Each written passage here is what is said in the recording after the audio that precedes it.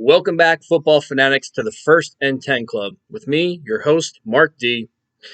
It is Thursday, October 29th, and we are getting ready to jump into Week 8 of the NFL season. The trade deadline is looming near, as I predicted in Tuesday's show, which if you didn't catch, you can go to our YouTube channel, subscribe to Mark D, and you can check out that episode. But I think we are going to have a very, very busy trade season this year in the NFL. We've already seen a couple of deals go down. And of the most relevant, or the only thing that I think bears noting at this point, is the Dallas Cowboys, which we've already talked about also in that Tuesday show about how the team is just unraveling. But the Dallas Cowboys, who seem to acquire some pieces to make a run this year, are now just jettisoning veterans. They traded Everson Griffin to the Detroit Lions. They've let go of Dontari Poe, Worley, veteran corner. Not that he was worth keeping. Really not that any of them were worth keeping. I mean, Dallas' defense was horrible, but it's interesting to see what Dallas continues to do there. The one thing they haven't done is get rid of any large salaries. So I feel there's going to be more dominoes to fall in Dallas. And I hate to say any team's waving the white flag, but it sure does seem that the game plan in Big D has shifted. So with that being said, let's not dance around it anymore. Let's get into Week 8. Let's talk about matchups we like.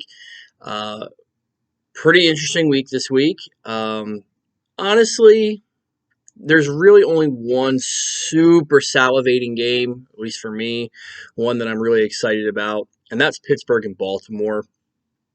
Other than that, it's to me, there's not a whole lot of special matchups this week. The other one to note, obviously Pittsburgh, Baltimore, going after the division. Pittsburgh's still undefeated, and Baltimore trying to show that they're still who the division goes through.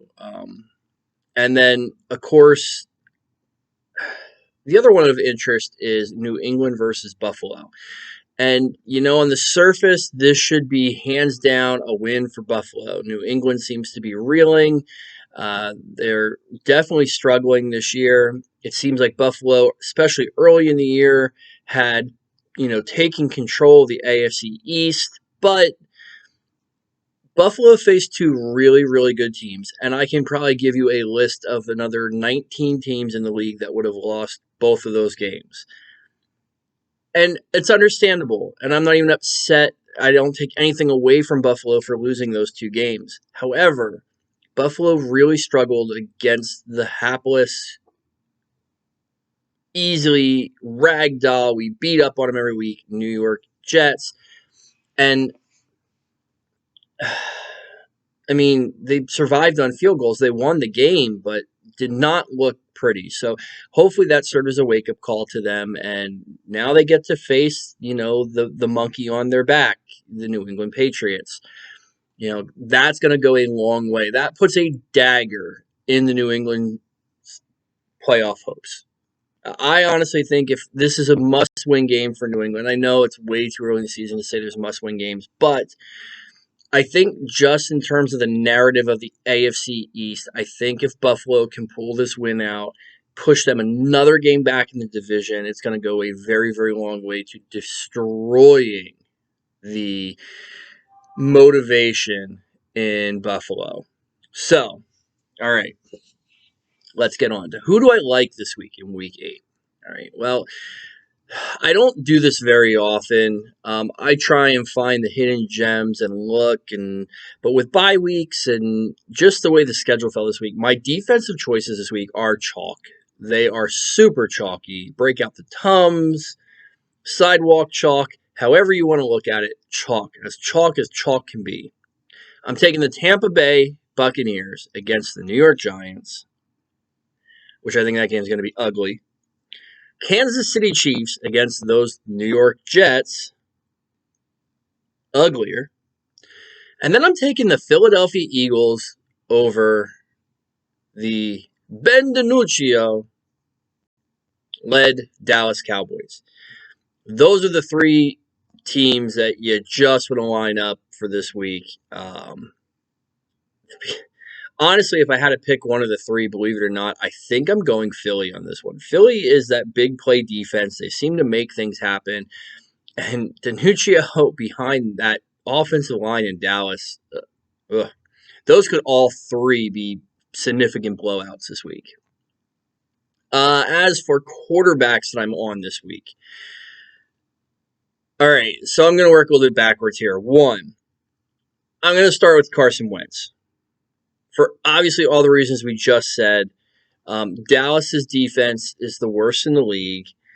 Philly needs this game. This is a get-right game for Philadelphia. And if Philadelphia is going to make a run at this division, if Philadelphia is going to make a run at being respectable to the league, because right now the NFC East is not respectable, this is a game, and I know it's a division game, and I usually shy away from these, but this is a game where I believe in Carson Wentz. I really do. Another player who I always say don't chase points, but I think in terms of a fantasy production this week, I really do like his opportunity, and that is Baker Mayfield. So I am one of the people that believe Baker Mayfield is better off without OBJ. And I'm not trying to bag on OBJ. Like I said, I feel bad for him. I hate injuries. I don't wish injuries on anyone. But the proof is in the pudding. And if you go back to the tape, yeah, I know, OBJ is a hell of a talent. He's an amazing football player. But that doesn't mean the chemistry is there. And it just has never seemed to click with Baker Mayfield. And I find it funny that Baker Mayfield is struggling, not necessarily having a horrible season, but look, people were talking about him. The pundits were talking about him. The analysts were talking about him.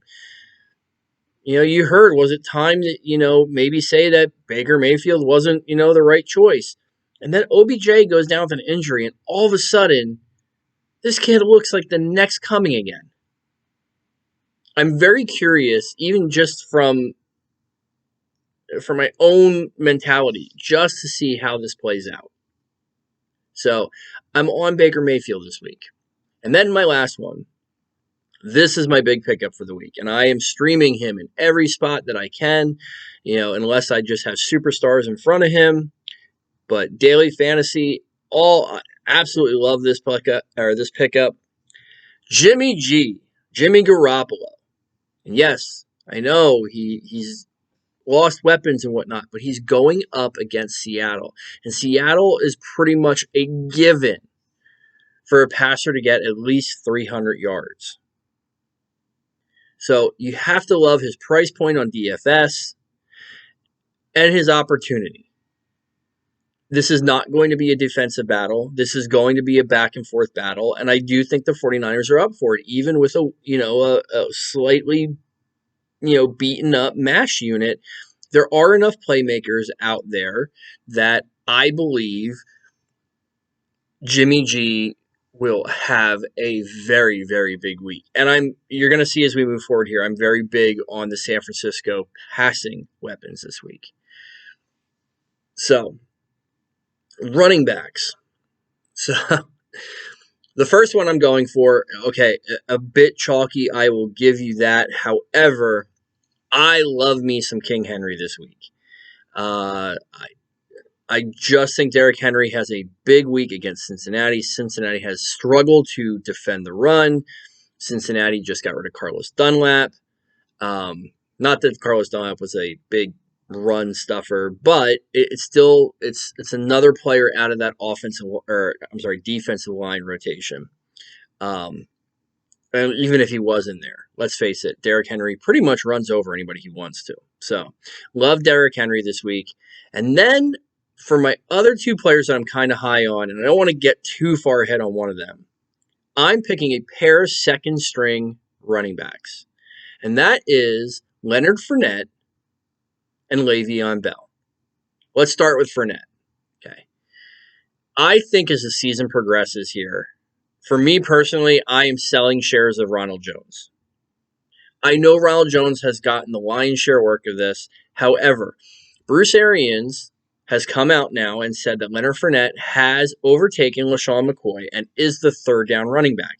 So not that I'm expecting game script to really be in his favor, because I don't expect Tampa Bay to be trailing a lot. However, Leonard Fournette is going to have guaranteed work on the field, and I do believe that he is going to see some early down work too. And the fact of the matter is, Bruce Arians has shown in the past, if all of a sudden Leonard Fournette is clicking, I don't expect him to yank him out just to put Ronald Jones back in. They brought Leonard Fournette there for a reason, and I think you start to see that this week against the Giants. I think Fournette has a big week. I think he has a bigger week than Ronald Jones. And the second one, we talk about this all the time in fantasy. Le'Veon Bell and the revenge game narrative. How sweet it is that he signs with KC, who just happens to be going back to play the New York Jets this week. I'm sorry to say this, but this is going to be a ground game this week. And you're going to hear me talk about that more as the show goes on, just to give you a little bit of foreshadowing. All right, moving on to wide receivers. So one of the wide receivers I have on the board here, I kind of talked about it already. I said I'm going to be really big on the San Francisco passing options. Well, I am. And that player this week is Brandon Ayuk. No Deebo Samuel. Brandon Ayuk has already shown, as he's gotten healthy here, that he is commanding to be involved in this offense. So, love Brandon Ayuk this week. Going back to the Fulgham well for Philadelphia. One, going up against Dallas. Dallas is horrible. Their defense is bad. He has shown that he has a set role, okay? Yeah, he doesn't score a touchdown every week. Oh, my God. He still put up 15 fantasy points in PPR leagues. Sorry about that. This morning here. Back to Fulgham. He still put up 15 points in a PPR fantasy league last week without scoring a touchdown. And I do think he has a great opportunity to score a touchdown this week. So, again, picking on those weak defenses, go with San Francisco offensive players, go with Philadelphia players. And then, this is an if. If Deontay Johnson does not play, repeat after me, kiddies. If Deontay Johnson does not play, okay, get Chase Claypool in your lineup. People are going to be down on him this week because he was non-existent to the box score last week, the stat sheet.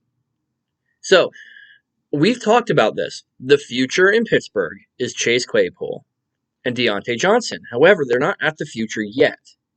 There's still a lot of mouths to feed around there. So, yes, Chase Claypool is going to be drastically affected when Deontay Johnson is healthy. Doesn't mean he's a bad wide receiver. But there is a chance Deontay Johnson does not play this week. If Deontay Johnson does not play this week, Chase Claypool, get him in there. Don't be scared of the Baltimore pass defense. If you don't believe me, go back and look at box scores.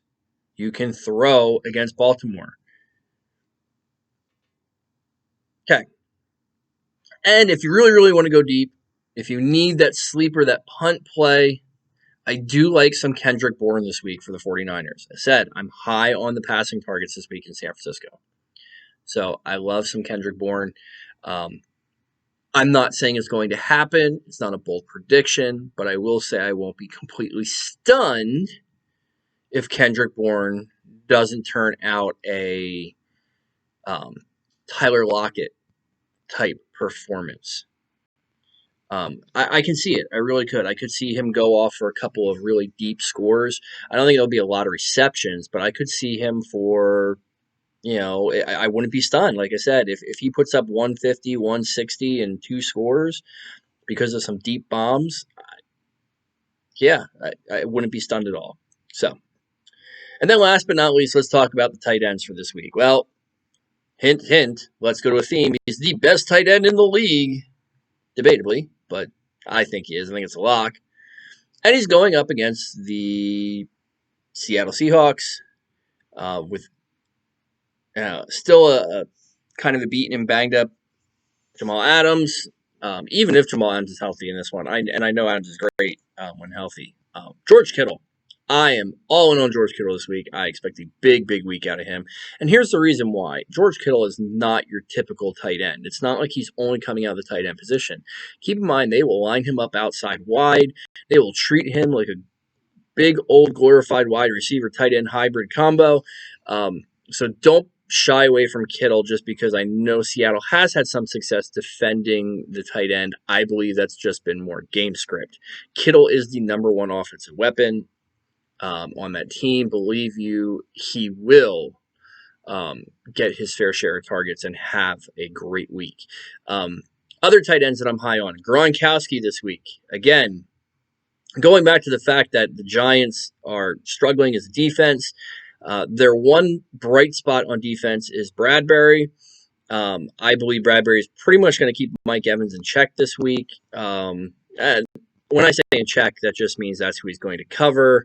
And he's not a horrible, that's not, saying that Mike Evans is going to go off, but I don't think Mike Evans will be shut out. I don't think he's going to have a great, great week. I think you target other areas, and that is Gronkowski. Gronkowski and Tom Brady have found the bromance. It's back. He keeps targeting him. O.J. Howard's injury has just opened up the offensive opportunities for Gronkowski. I expect him to score again this week. And then my third and final one, Richard Rodgers, the Philadelphia Eagles. This is if Goddard does not come back. And it does look like Goddard might be a week away yet. So obviously, if Goddard is back, I shift my interest to Goddard. But if Richard Rodgers is starting tight end this week against the Dallas Cowboys, he is a great streaming tight end option for the week. So that's what I like this week. That's who I'm in on. You're going to see a mixture of these players throughout my DFS lineups. And here's hoping that we cash again this week. So that's my tip. Players that I'm out on, people you won't see me playing this week. All right, so first off, one of the more interesting games of the week. I am out on the defenses, and I know they're two of the best defenses in the league, but I'm out on the Pittsburgh Steelers and the Baltimore Ravens. I do not expect this to be a defensive battle. I expect there to be points scored in this game, and I think you are going to see points scored in this game, and I don't think that it's going to be via the defensive side of the ball or special teams. Yeah, there'll be some sacks. Yes, there will be maybe an interception here or there, but just not enough to really go after these two defenses. Obviously, don't get me wrong. If you have them in season long, you are starting them. You don't bench Pittsburgh. You don't bench Baltimore. You just don't. But for daily fantasy purposes, these are two that I'm just going to kind of steer clear of this week. Quarterbacks I'm staying away from this week. Well, two of them we kind of already talked about their games. One of them is Patrick Mahomes. Sorry, Mahomes owners. This is where it gets a little bit frustrating to have him, and I'm going to give you some advice as I tell you this. I'm down on Patrick Mahomes this week. I expect Patrick Mahomes to have a very subpar week. Again, the second week in a row. Okay. I'm going to tell you the best piece of fantasy advice that I can give, and I live and die by this. Play who got you there. Okay. Just because Mahomes has two kind of lower weeks, do not get cutesy with him. Okay. I think he has a lower week, not because it's a bad matchup. I honestly think Kansas City, and we'll talk about it in my bold predictions, but I just think Kansas City is going to run the ball down the throats of the Jets. And here's the interesting thing about this. Kansas City is the most dominant team in the NFL, and at times that is going to suck for fantasy purposes. Why? You saw it last week. The defense and special teams did enough, running game did enough, that Mahomes really didn't have to be Patrick Mahomes. But that doesn't mean Patrick Mahomes can't be Patrick Mahomes, which means on any given week, he's going to go off for 4+ touchdowns, 300 yards. So keep that in mind. The other one, Josh Allen. I think, as I said on Tuesday's show, Josh Allen is missing Brown way, way more than we realize. And going into New England, this is going to be a tough, gritty game. I don't expect there to be a ton of points scored here. And it wouldn't really surprise me this week if it's the exact same game script as last week. I can see the Buffalo Bills winning the game again on 6 field goals. So just not real high on Josh Allen this week. And then last but not least, and I just traded for him in a league too because I desperately needed quarterback help. But I got Jimmy G to get me through this week and some other players. But one, Drew Brees. Drew Brees is just going into a monster of a defense in Chicago. He's on the road. Drew Brees tends to struggle a little bit outside, cold weather, grass. I'm out on Drew Brees this week. It doesn't look like Thomas is going to play. I think this could be a very tough battle. And I just a gut feeling. I needed it last week. I absolutely needed it last week. I won't even get into that on the show, but let's just say for fantasy purposes, I needed Taysom Hill to score a touchdown. Of course, that didn't happen. So you know when he's going to score a touchdown? This week. So out on Drew Brees this week. Running backs I'm out on. Well, first and foremost, this is going to come, well, this is just foreshadowing my fantasy world right now. But Ezekiel Elliott, I'm out on Ezekiel Elliott. Until Dallas can prove to me that they have figured shit out, and I don't think they have, but until they can prove to me that that's been taken care of, Ezekiel Elliott, it's almost to the point where if you have better options, don't force them, but if you have better options, Ezekiel Elliott maybe is kind of downgraded to a flex at this point. Ben DiNucci, he's not the second coming of Tom Brady. Behind a horrible offensive line. Yeah, they may hand him the ball 30 times. Ezekiel Elliott very, very well may touch the ball 30 to 35 times this week and still turn in a dud of a performance. Not to mention if he starts fumbling. So, steering clear of that right now. The other one that I'm out on, and I've actually seen a lot of people say start him. I'm out on one Todd Gurley this week. Look, Carolina in the beginning of the season. Again, it's about a whole season. It's a marathon, not a sprint. The beginning of the year, Carolina could not stop a running back to save their life. Over the past couple of weeks, that has not been the case. I don't expect Todd Gurley to go gangbusters against Carolina. I really don't. So, I'm out on Todd Gurley this week. Wide receivers, Julian Edelman, out on him. Stephon Diggs, out on him. Again, I just don't see that game being a very high offensive statistical game. It's going to be gritty. It's going to be kind of smash mouth. Honestly, a turnover may decide the winner in that game. I'm just staying away from the Buffalo New England game, especially for wide receiver purposes. And I'm out on the Dallas wide receivers. Do you sense a theme here? I know you got Cooper. I know you got Gallup. I know you have CeeDee Lamb. I love CeeDee Lamb. Man, if there is anybody that is just heartbroken, more so than Dak Prescott over the Dak Prescott injury, it's CeeDee Lamb because they were just starting to click, and the sky was the limit there. For tight ends this week, I'm staying away from TJ Hawkinson. He seems to be capped at 6 targets anyway. I've seen I've seen 2 or 3 shows, different fantasy shows I listen to, all talk about Hawkinson's target cap. And I don't really understand it. I don't know why, but it seems to be a valid thing. And against Indianapolis, I just don't like it. And I don't like Ingram. Evan Ingram started to kind of come on with the Giants, start to seem to be a safety blanket. He is going up against Tampa Bay. The Giants players this week, Daniel Jones out on that. Out on the Giants players, but really out on Evan Ingram this week. So that's who I like, who I don't like. We'll get into the fun stuff now. Let's talk about some bold predictions for this week. So I have a kind of a duo bold prediction here. We're going to go back to that Kansas City, New York Jets game. And this is why I say it's a duo. One, I think for this week that the Kansas City Chiefs score the most points of all the NFL teams. And doubling down on that the New York Jets score the least. Yes, that's how ugly I expect this game to be. I expect to see the New York Jets, the hapless New York Jets, having to go into Kansas City, just get trounced. Don't worry, Adam Gase will still keep his job. But on top of that, that's why I said this is a double. The running backs, put them together. The running backs of the Kansas City Chiefs go off for 200 yards and 3 touchdowns.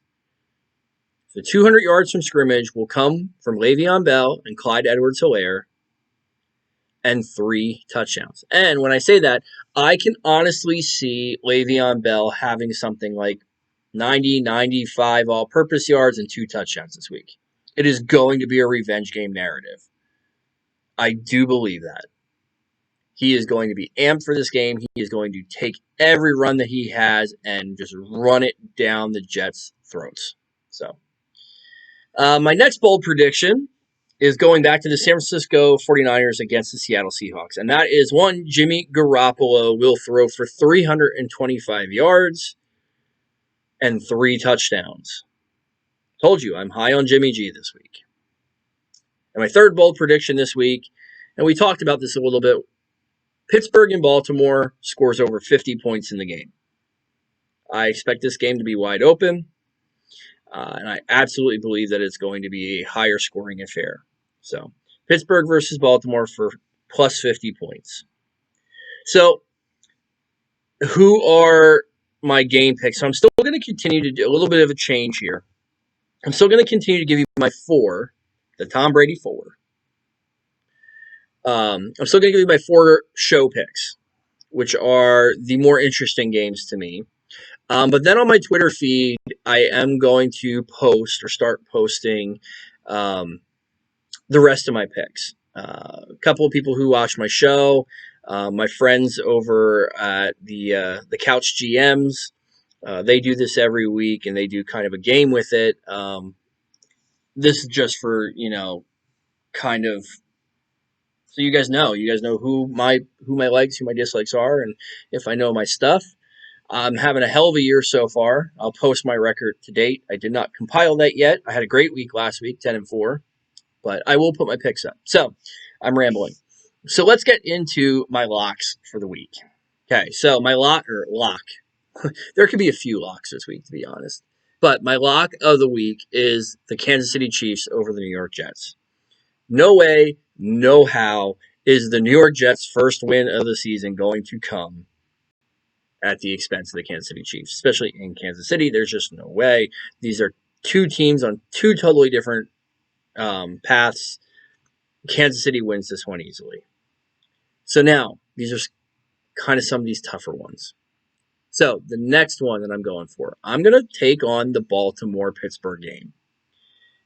And I'm going to call it. After week 8 in the NFL, there will be no more unbeaten teams. Baltimore, with the home field advantage, beats out the Pittsburgh Steelers this week. And it's going to be a good game. It's going to be a good game. It's going to be a close game. But you saw Pittsburgh, although they got the win, and a win is a win, Tennessee gave them everything they could handle. And I think Baltimore is just as strong of a team. And I have that feeling it's their time is up. So I'm taking Baltimore over Pittsburgh this week. The next pick that I'm going, this might be a little bit of an upset pick. But traveling to the East Coast, I'm going, in his debut, that Tua gets a win for the Miami Dolphins. The Miami Dolphins over the Los Angeles Rams. I think you're going to see just some exciting fireworks. You're going to have adrenaline going. The travel, my gut tells me Miami's going to just edge out the Rams on this one. So there's still a lot of people that don't believe in the Rams. And I'm not saying that I do or I don't believe in the Rams. I think they're one of the better teams in the league right now. However, I think this is Miami's week. So,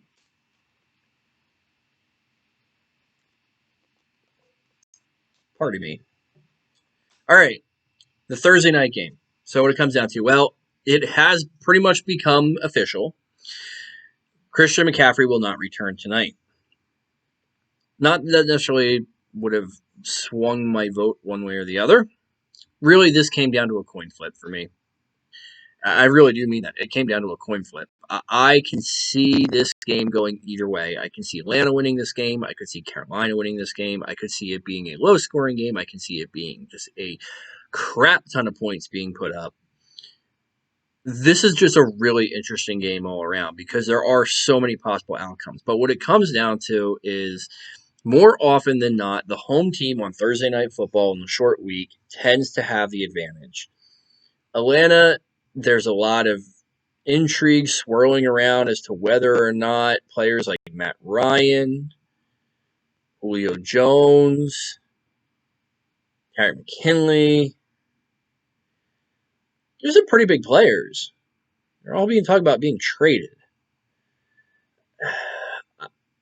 I just don't know. When you're a team that's on that trajectory, when you're a team that's getting ready to hit the reset button and doing some preliminary work to that, I think that affects the team a little bit. And I think there's going to be a little bit of a hangover from that game last week.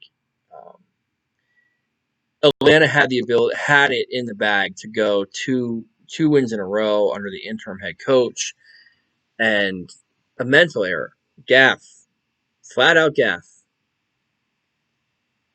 Well, that hangover looms. So taking the Carolina Panthers on this one. I think Mike Davis gets going a little bit. Expect a big passing game, and I will say this much: there is everything game script wise for a big passing day for Teddy Bridgewater. And one of those players that went off last week could very well go off again, DJ Moore. And if that happens, if you have DJ Moore go off 2 weeks in a row, that is the ultimate time for fantasy players to start thinking about trading him, start thinking about moving him. You will not have a higher value this season. I don't think he is the number one in Carolina. I think that is Anderson to a T, and I don't expect him to have many weeks where he is a massive fantasy asset. So if you can get someone in your league to think that he is on the upswing, take advantage of that. So with that, it's time to run out the clock. The first one I talked about a little bit on Tuesday's show is the fact that Antonio Brown is back. Yes, he's back. But I'm scratching my head here because he was suspended for 8 games. How are you suspended for 8 games? How? When you don't have a team. When you don't have a job. So he just signed with the Tampa Bay Buccaneers. So shouldn't his 8-game suspension start now? I know the NFL and Goodell kind of just plays by their own rules and does their own things, but I know in the past you have seen this happen. In the past, you've seen players where they got cut from their team and they didn't play the rest of the year, and they were suspended a number of games, and they had to serve them once they were on a team. So why are the rules different for AB? And I'm not saying this is nothing against Antonio Brown. Nothing. This is more on Goodell and the fact that the rules just are never the same. The enforcement is never the same. That's frustrating as a fan. That's unbelievably frustrating as a fan. I want to know that if player does this, it's going to most likely be between 4 and 6 games. If they do this, it's going to be a fine. This whole waiting to see what the almighty powerful Goodell is going to dish out, it's the same thing here with COVID. Every time we're going to look at the situation, and this person might have this person might be a fine. Oh, now it might be loss of draft picks. Oh, it might. I have never seen anybody with little man syndrome more than Goodell. And I'm sorry, I don't know the guy. I'm sure he has an unbelievably stressful job. But no consistency. There's never any consistency in enforcement. So I do find this funny. I find it funny that he basically took a vacation that served as his suspension. People are saying, "Oh, well, he, you know, he could have been making money." Oh, yeah, maybe he could have. He's still going to make $1 million this year, maybe more. You know what I would do for $1 million right now? A lot more than I would for a Klondike bar. Just going to put that out there. So, talking about, we brought up COVID. Non-football topic here, but I do think it's relevant, especially in the time to run out the clock segment. The Los Angeles Dodgers, congratulations, won the World Series. First time since, I believe, '88. And the interesting thing about this was in the middle of the game, Justin Turner was removed from the game because it turned out that he had tested positive for COVID. Okay. Absolutely the right thing to do. Tested positive for COVID, you remove him. Tragic. But where it gets interesting now is everybody's freaking out. They're saying there's going to be suspensions and fines because Justin Turner went back out on the field and celebrated with his teammates.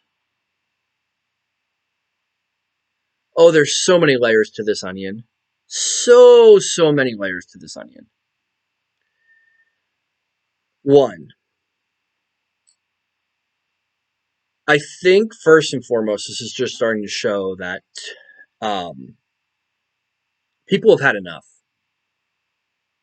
And you can call me out on this if you want. And people are just tired of living in fear and quarantine in a bubble. And I'm not saying that's right or wrong. Just saying I think it's starting to show that people have had enough.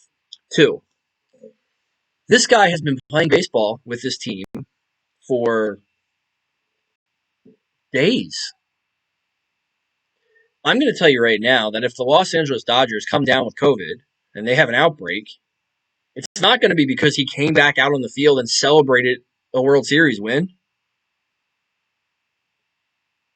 They've been playing baseball with him. They've been practicing with him. They've been traveling with him.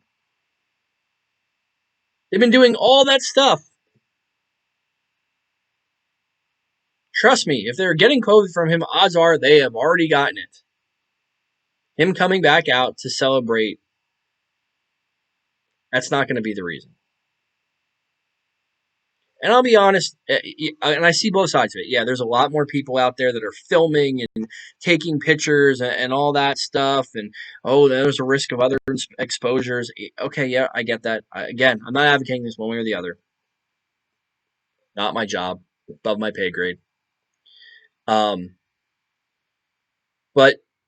nobody seemed to have a problem with it. You're telling me his teammates didn't know why he was removed from the game? They're laughing, they're hugging him, they're not saying, "Hey man, get away." So, making him out to be a villain is just a little crazy in my opinion. And along lines with that, I don't blame him. I don't blame him for going back out there. This might be the one and only time in his life that he gets to celebrate something like this, to have this moment. And that's a life-changing moment. To reach the pinnacle in your sport. The only thing that I think supersedes celebrating a championship with your team in sports is if he was fortunate enough to be named to the Hall of Fame. Those are the two crowning achievements in sports. Becoming a Hall of Famer, winning a championship with your team. I don't blame him for going back out there. He's not going to let life steal that from him. That's just my thoughts on that. I just think so much is being made of it. And to be honest, there's really no reason why this needs to be a national story. Go ahead and fine him. Suspend him. I'm sure he doesn't care. I'm sure he doesn't care if he gets suspended for a quarter of next year's season. If it was me, I can't say that I wouldn't do the same thing. Because there's no way you ever get that moment back, that celebration back. So, And now on to my final kneel down this week. This week's final kneel down is going to delve deep into the world in the realm of fantasy. And not just fantasy football, fantasy sports in general. If you play fantasy sports, not DFS, either Dynasty, Keeper, or season long, let's talk about trades. Now, there are many different schools of thoughts when it comes to trades. I know there are people out there that say that if a trade happens, regardless, no matter how bad the trade is, no matter what goes on in the trade should go through. As a commissioner, it is not your job to say yes or no on a trade. Okay. I agree with that. No, I don't. I don't agree with that. And here's why. Okay. Not everybody plays at the same level. And I'm not saying that this happens all the time or every situation this way, but one, not everybody's at the same level of skill. And two, collusion does take place. It does happen in fantasy. I've seen it happen. I've been in leagues where it happens. So my question is, how do you handle trades? Is it just the commissioner gets to say yay or nay?